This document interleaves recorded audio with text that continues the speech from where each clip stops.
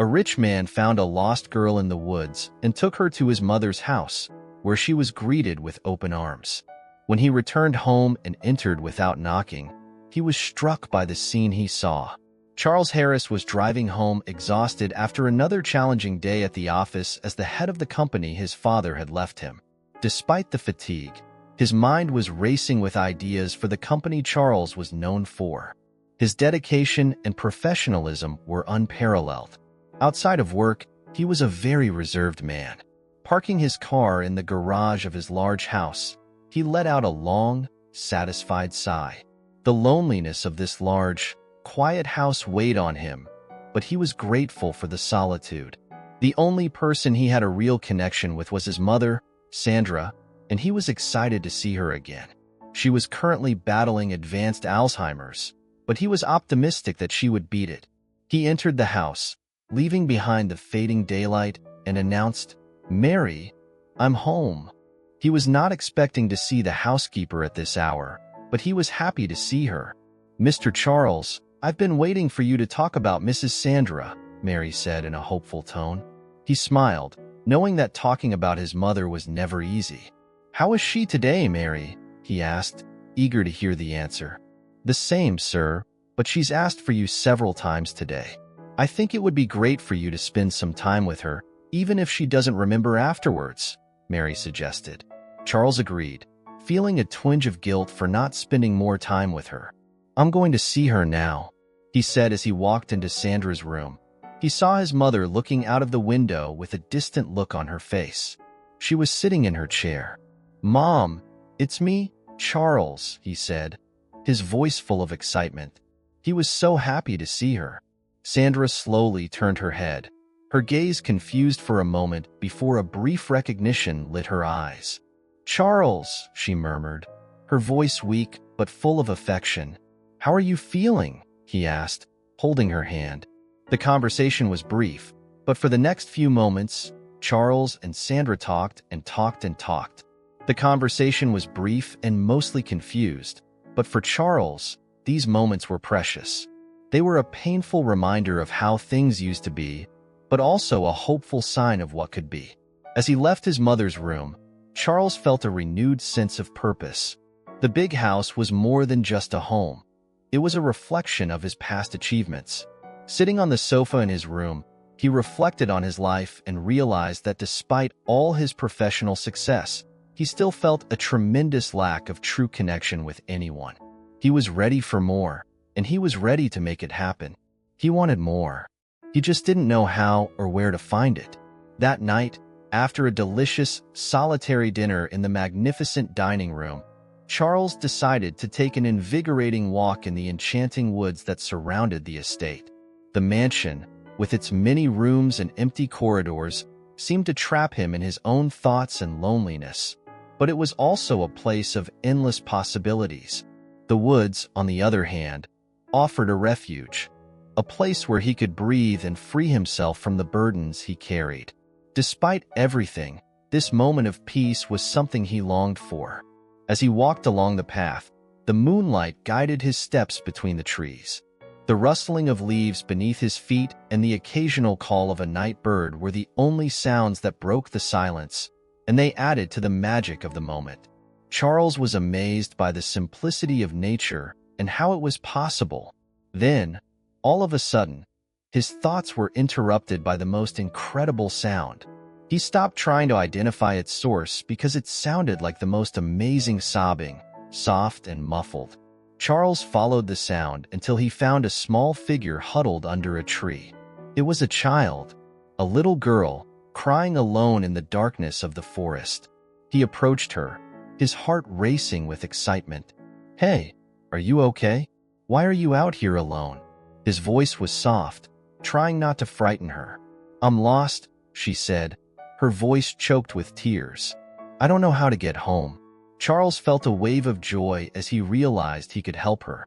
"Don't worry, I'll help you find your way home. What's your name?" He tried to be as unintimidating as possible, crouching down to her level. "Barbara," she replied, wiping away her tears. He extended his hand. "I'm Charles. Come on, I'll take you home." As they walked along the path with Barbara at his side, Charles felt a strange sense of purpose. As they walked, he thought of the path leading to a busy avenue from which he guessed she might have come. He was excited at the prospect of helping her find her way back home. As they walked, Charles looked at Barbara and noticed something new: the state of her clothing. Her clothes were clean and simple, a stark contrast to his own. "Oh, Barbara, I'd love to know where your home is." "Oh, do you know which way it is?" "My home is a little cardboard house I made. It's a bit far from here, in a place where no one else wants to be. I know where it is, but I can't quite remember how to get there," she said with a glint of pride in her eyes. Charles was amazed at her innocence and contentment with something as precarious as a cardboard house. He was speechless for a moment, trying to process the information, realizing the gravity of the situation. The girl before him did not have a home in the traditional sense, but rather an improvised one. "Yes, but I love it. I made it myself, and it even has a window." "Oh, that's wonderful," Barbara replied, unaware of the seriousness of her condition. Charles felt a tightening in his heart. The girl's strength and independence were admirable, but the idea of letting the little girl return to such a place troubled him deeply. "Spend the night with me tomorrow. We can look at your cardboard house and see what we can do to help," Charles suggested, his voice full of excitement. The girl looked at him with curiosity, a glimmer of hope in her eyes. "Are you sure I don't want to be a bother?" Charles nodded with a gentle smile. "I'm sure, Barbara. Come on, it will be an adventure." When they arrived at the mansion, Barbara's reaction was one of pure enchantment. Her eyes widened, and with a wondrous smile, she exclaimed, "Wow, this place looks like a fairy tale castle." Charles couldn't help but beam with joy, completely swept up in the girl's infectious delight and innocence. It was a rare and wonderful thing to witness such spontaneity and sincere admiration. This brief, simple moment brought him a sense of joy he hadn't felt in a long time. He led Barbara through the main entrance and approached Mary, the housekeeper, hoping she could help with the unexpected situation. Mary, always serious and professional, was delighted to see the girl next to Charles. "Mr. Charles, what is this? Who is this child?" she asked, her voice conveying more than mere curiosity. Charles quickly explained the situation, hoping for understanding and support. But Mary's reaction was far from what he expected. "You can't just bring a stranger into the house, sir. She could have diseases.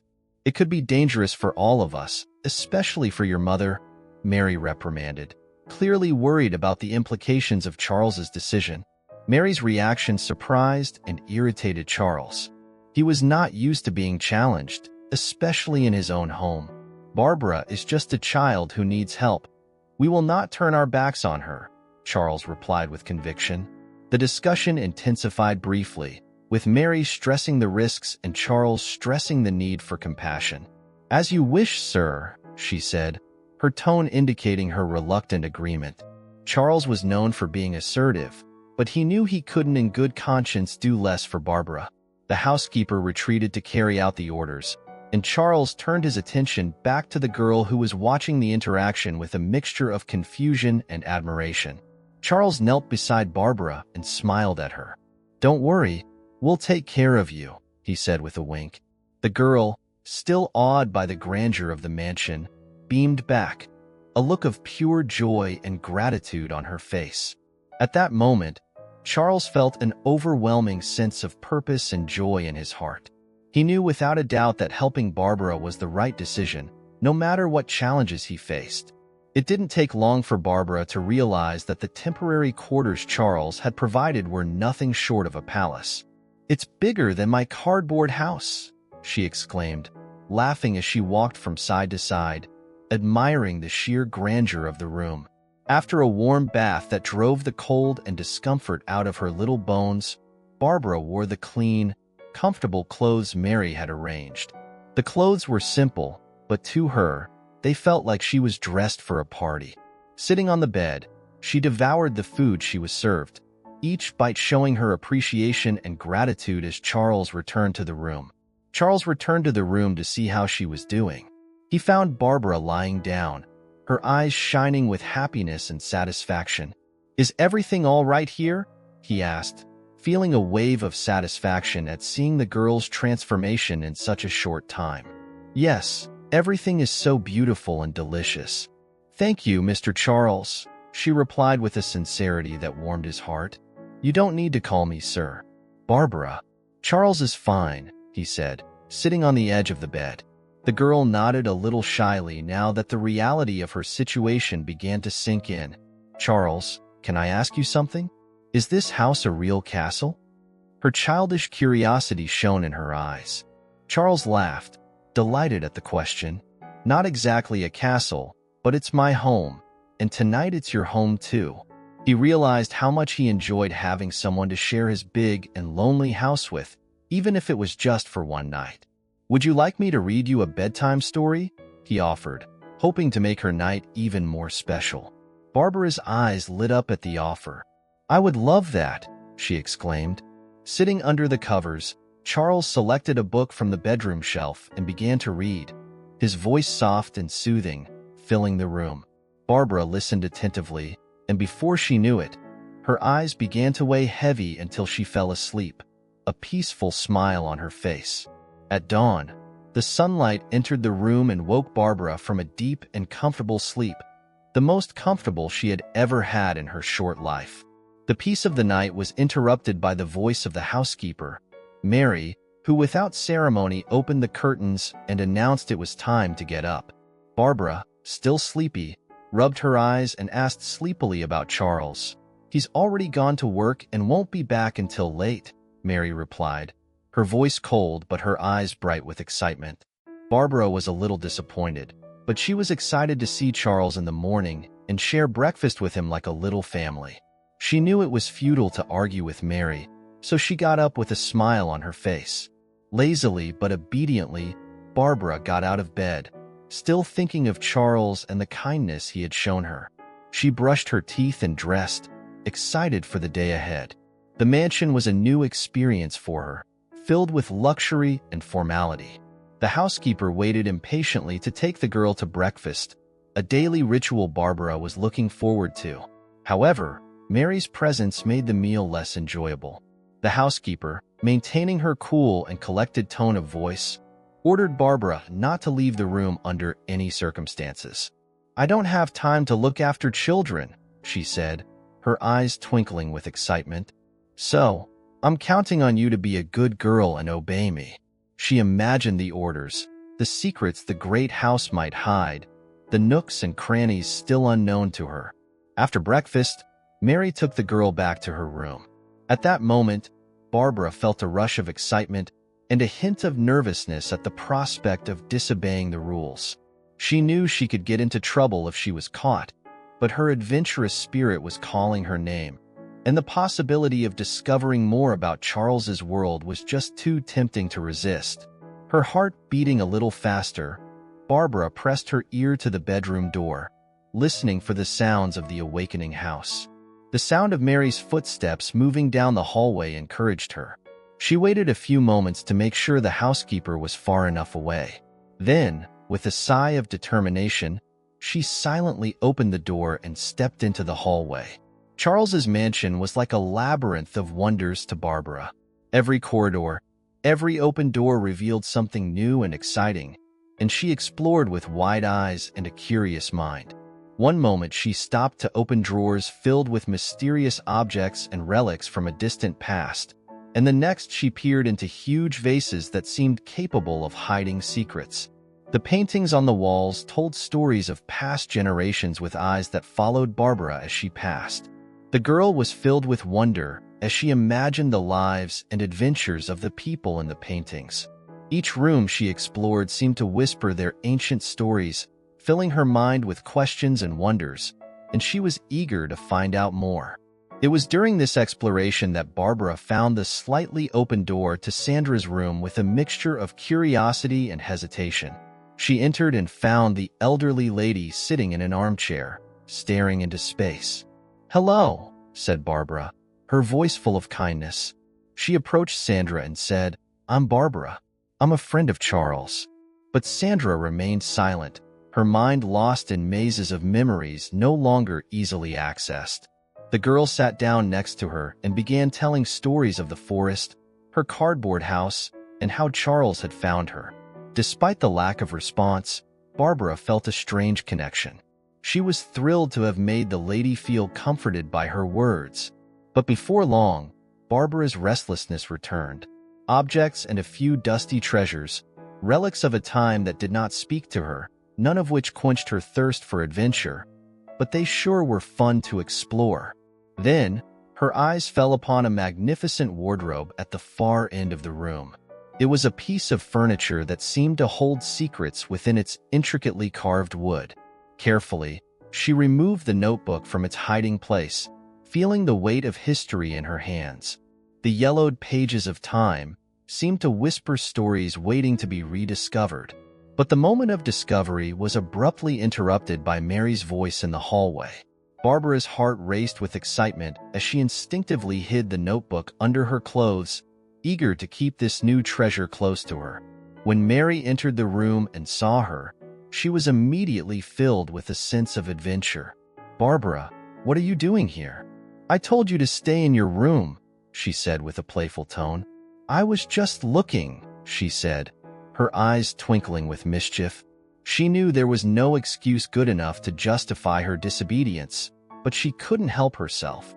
With a firm but fair hand, Mary guided Barbara back to her room, repeating that she was not to explore the house, it is not safe, and you are not to touch things that are not yours. Mary's voice was filled with a mixture of concern and excitement as she escorted Barbara back to her room. Barbara sat on the bed, the old notebook now her own precious treasure, hidden from Mary's sight and scolding. Her heart still racing from the recent adventure and discovery, she carefully opened the notebook, the pages whispering promises of ancient secrets as she read. A world unfolded before her, a realm of memories preserved against the relentless advance of oblivion. It was a valiant effort to hold on to the memories that Alzheimer's was erasing. Sandra had also written about this in the diary, expressing her sadness and determination. As Barbara flipped through the pages, she made another exciting discovery about Sandra: her passion for music. Amidst the personal memories and reflections, there were song lyrics and melodies jotted down, sketches of an artistic soul trying to express herself through art. What a joy to behold! Then, to her delight, Barbara found a dedication to her son, a song that Sandra had composed especially for Charles. The lyrics of the song were simple but deeply moving. "In your eyes I find my light like a star that shines in the sky. Your smile is my peace. It's the happiness that life brings me. You grow so much, my little one, but in my heart I always keep you. With love I wrap you in my arms and love you without fear of death. Love my little bird, fly far away, fly high and far away, go live. Even from afar, I will keep you forever.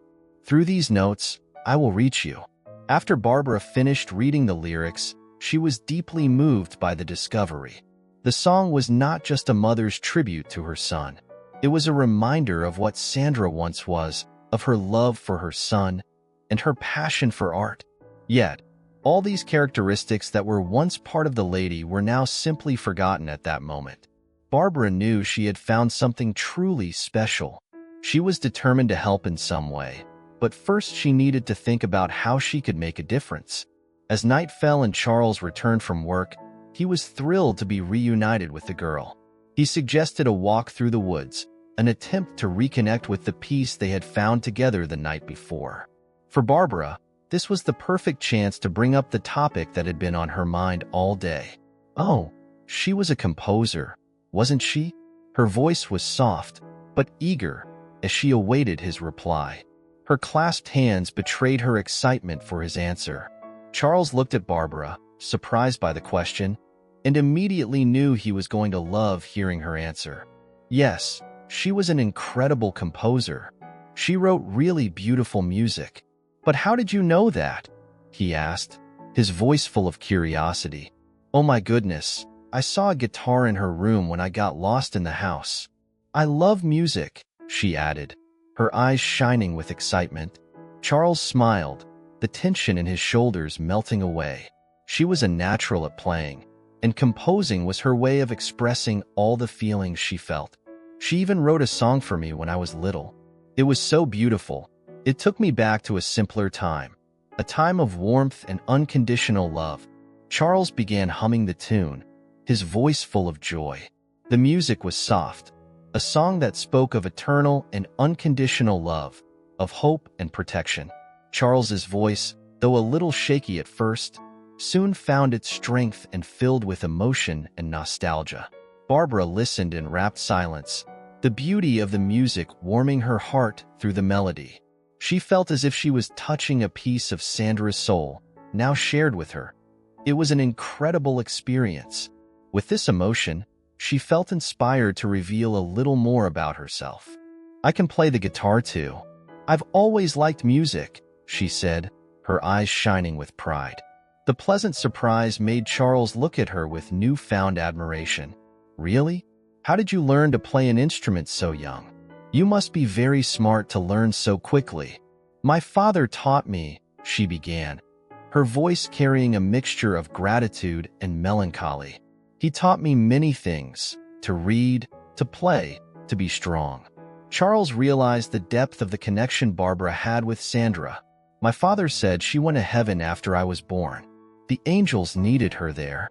I don't know why, but she never came back," she explained, simply repeating the comforting words her father had told her after my father developed a heart condition and had to go, too. "The neighbors were kind enough to take care of me for a while after he left, but I knew I had to take care of myself. I didn't want to be a burden to anyone."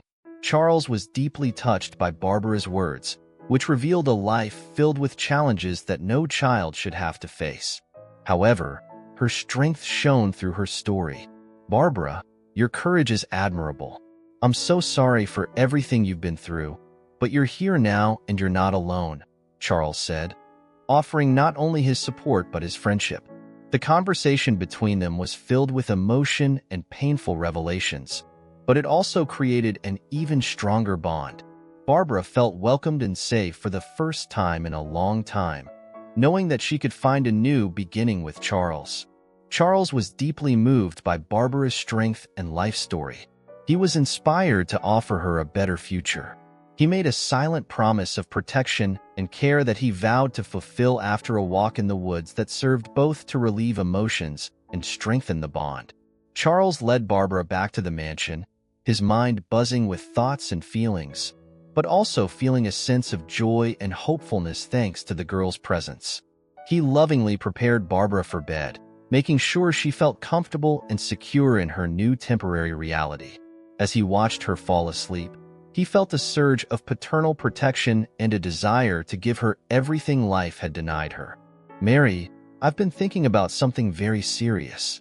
I want to adopt Barbara officially." Mary, always pragmatic and somewhat skeptical, received the news with a look that mixed surprise and disapproval.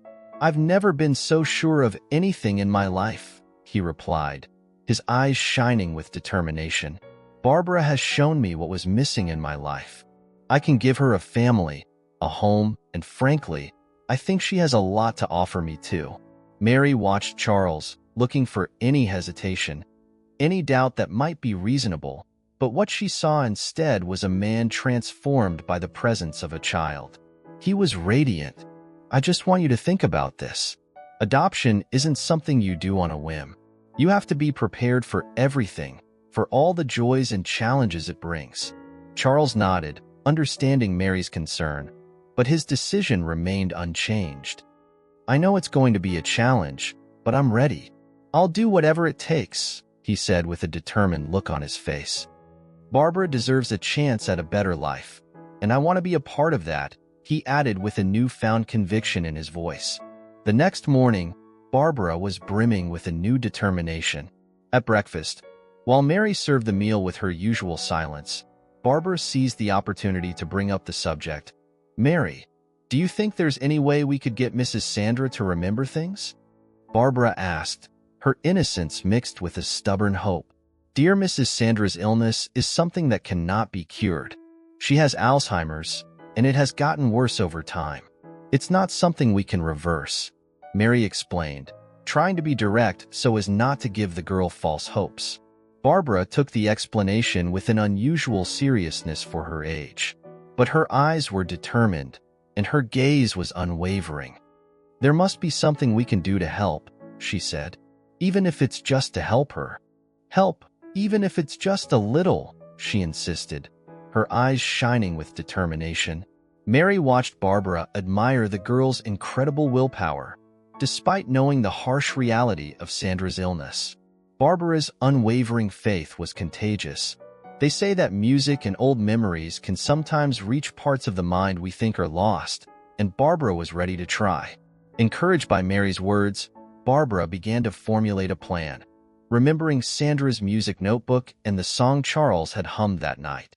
Maybe she thought that music might be the key to unlocking Sandra's dormant memories. "I'll try music then, who knows, maybe it will help a little."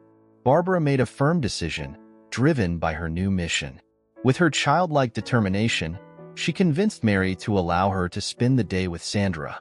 Armed with a mixture of hope and a plan in mind, she entered the room where Sandra spent most of her days, a quiet sanctuary of faded memories. First, Barbara tried to strike up a conversation with Sandra. She chatted about the day, sharing small things she knew would spark a reaction from Sandra. But her first attempts were met with silence. Sandra sat in her usual position, still and motionless, her gaze distant.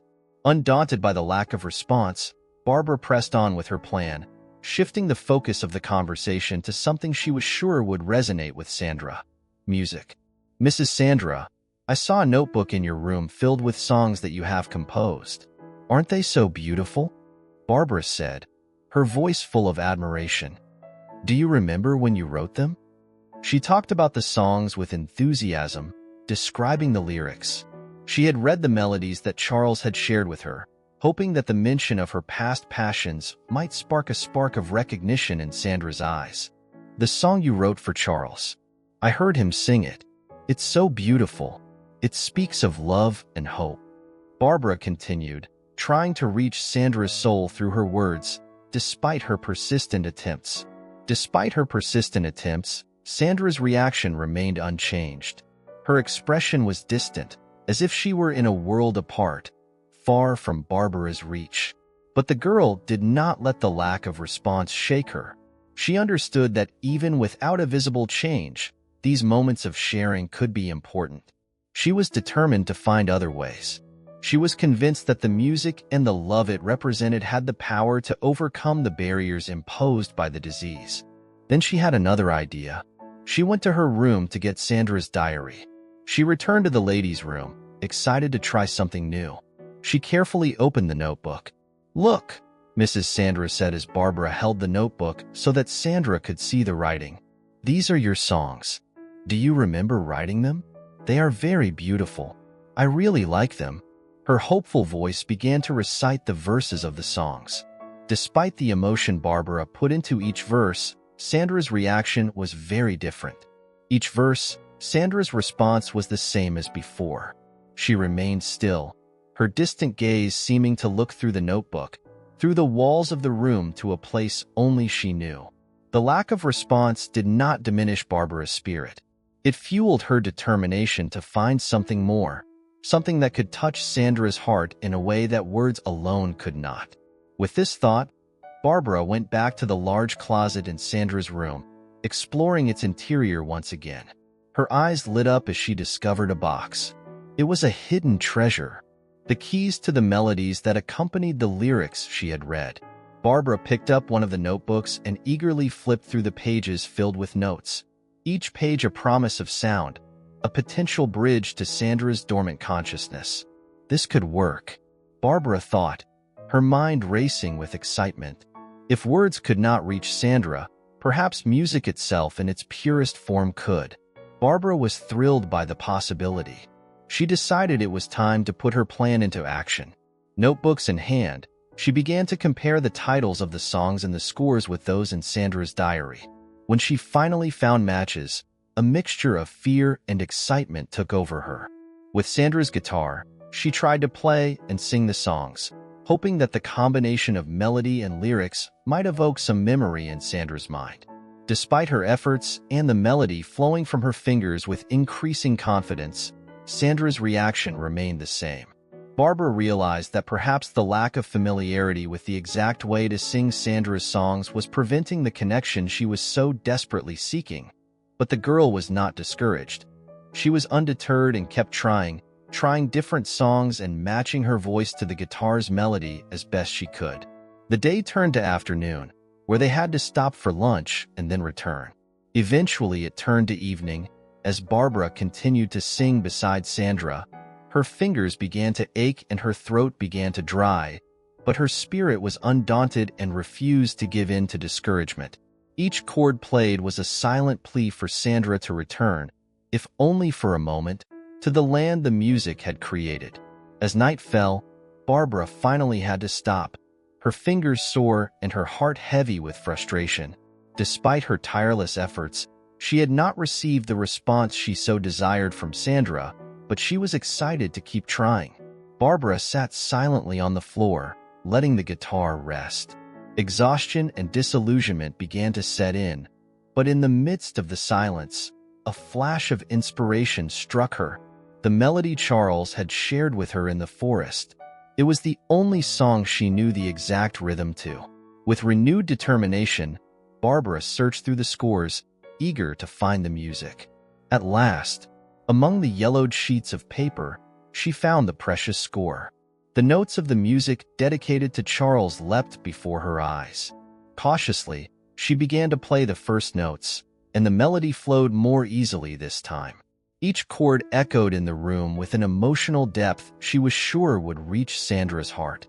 Then, with a clear voice, she began to sing the verses she had memorized. In that moment, as the music filled the room, Sandra's eyes lit up with a new sparkle. The fog that had been enveloping her mind dissipated, and she slowly turned her head toward Barbara as if awakening from a long dream. As this scene played out, Charles returned home after an exhausting day of work, his thoughts on Barbara and the small joys her presence brought to the mansion. Upon his arrival, he was eager to find the girl, eager to see her and reassure her. He rushed in search of answers, his heart racing with excitement. "She's in Mrs. Sandra's room. She's been there all day, trying to help the lady recover," she replied, her eyes glinting with approval. "Recovering? What do you mean?" Charles's voice was filled with curiosity and concern. "Oh, Charles, I'm so happy to tell you. Mary spent the whole day playing the guitar and singing songs to her. She must have seen your mother's diary and scores and decided to sing them," Mary said, her voice full of excitement. "She must have seen your mother's diary and sheet music and decided to sing it. It's a beautiful thing to see. Come, I'll show you." The housekeeper pointed the way, leading him down the hall to Sandra's room. As they walked, Char felt a mixture of fear and hope. The possibility that Barbara had found a way to reach his mother, who had been closed off in her own world for years, seemed nothing short of miraculous. "Mary, did it really work? Did my mother react in any way?" he asked, his voice full of hope. Mary gave him a serious look. "Yes. The last time I checked on them, Mrs. Sandra was the same as always, but what matters is the girl's intent." A slight discouragement from the lack of expectation made Charles sigh, but before they even reached the door, a soft melody and two voices in harmony reached his ears. Charles stopped in his tracks, immediately recognizing his mother's voice in a song he never expected to hear again. His heart was racing, pulsing with a mixture of surprise, hope, and a deep emotion he couldn't name. Driven by a strong hope, Charles rushed down the rest of the hallway, eager to find out what would happen next. His mother Sandra singing along with Barbara, united by the music they had shared in the forest, the music his mother had composed for him in the distant past, was now the link between generations, between memory and the present. Tears of joy began to flow freely down Charles's face, each drop carrying years of longing, love, and the pain of loss. To see his mother like this, awake and participating in the world again, even if only for a moment, brought immense joy, hope, and emotion. Barbara's presence, the key that had unlocked this door to the past, filled his heart with joy as he made the decision to make her a part of his family. He paused at the door, watching the scene unfold. The music filled his heart as the last notes of the song echoed through the room, and the silence that followed was filled with a wave of emotion. "Charles, my dear, stop crying. You look like you've been pinched," she said, her voice fragile but incredibly clear. Sandra's words, as unexpected as they were precious, only intensified Charles's crying. He smiled through the tears, a smile that carried years of suppressed pain, love, and longing, unable to contain the overwhelming emotion that overflowed within him. He ran to embrace his mother, wrapping her in an embrace that symbolized both the lost reunion with Barbara and the joy of finally understanding the depth of it. The young girl, who had spent so much time searching for her own connection to a lost past and family, found herself crying beside them, overcome with joy at the intensity of the moment they shared. Mary, in turn, tried to hide her own tears, but she was just as moved by the reunion as everyone else. This brief moment of clarity was an incredible gift for Charles, a ray of hope in the midst of his mother's illness. It was a truly special moment, and while it wasn't meant to last forever, it was a joy to behold. Sandra's clarity was not eternal. Charles watched with a mixture of gratitude and sadness as the light in her eyes slowly faded, and she returned to the silence and distance that had marked her existence these last few years before she left him. He tenderly kissed his mother's forehead, a gesture of farewell to that moment of connection laden with happiness for what had happened, and sat down for the brevity of that clarity. Turning to Barbara, who watched with pride at what she had been able to do, Charles extended his hand. The girl, wiping away her own tears, nodded, and they walked side by side under the canopy of trees.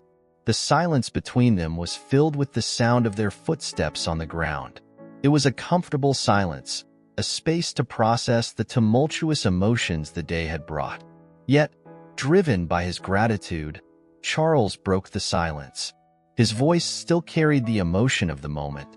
"You did something amazing today, Barbara. I don't know how to thank you. I just wanted to help," she said, her eyes twinkling. "And I was happy too. Seeing you two like this was beautiful. I'm so glad I could do it. You looked so happy." Charles looked at Barbara with a smile that radiated his happiness. The power of the moment he had shared with his mother was still very much alive in his heart, reinforcing a decision he had made, one that would change their lives forever. "Barbara," he began, his voice tender and serious. His voice was full of excitement as he spoke. "I've been thinking a lot about us and how you came into my life in such an unexpected way. All of this has given me an idea that I wanted to see if you like." Barbara was curious and a little anxious, waiting for him to continue. "What idea is that?"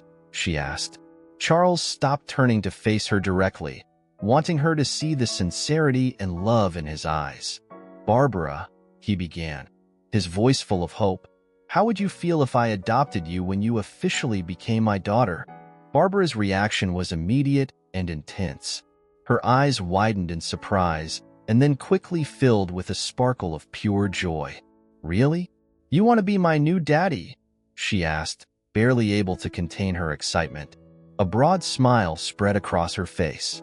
"Yes, seriously," Charles replied, his own smile mirroring hers.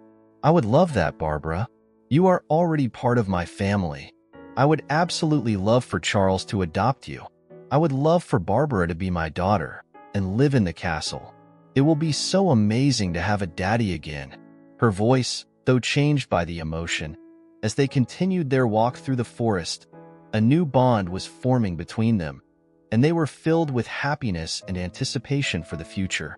For Charles, the decision to adopt Barbara was a step towards a future full of possibilities and love. For Barbara, it was the promise of a home and a family.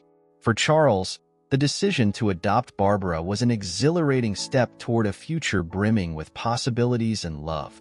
For Barbara, it was the promise of a home and family she had been longing for since losing hers.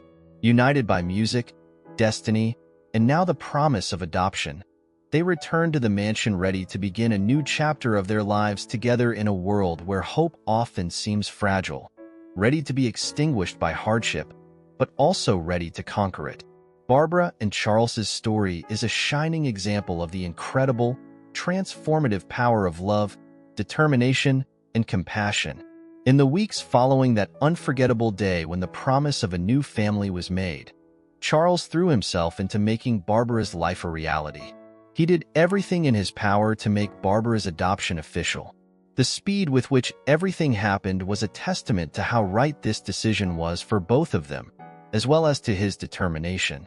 It was a truly joyous occasion when Barbara, now officially part of the family, began to live under the love and care of Charles and, surprisingly, Mary as well. The mansion, once quiet and lonely, was now filled with the joy and energy of the young girl. Barbara's musical moments with Sandra, though brief, were a ray of sunshine that brought comfort and joy to everyone at the mansion. These moments of clarity, though fleeting, were a small but powerful healing force for Sandra, offering a glimmer of hope in the face of the progression of her disease. For Charles, they were a beacon of hope, a sign that true love can never be destroyed, even when faced with the challenges of Alzheimer's. Thus, the days at the mansion were transformed into days of learning music, filled with joy and the promise of new beginnings.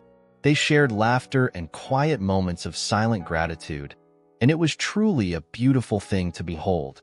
Charles, Barbara, Mary, and even Sandra, in her moments of lucidity, formed a family that was not only united by blood but also by heart.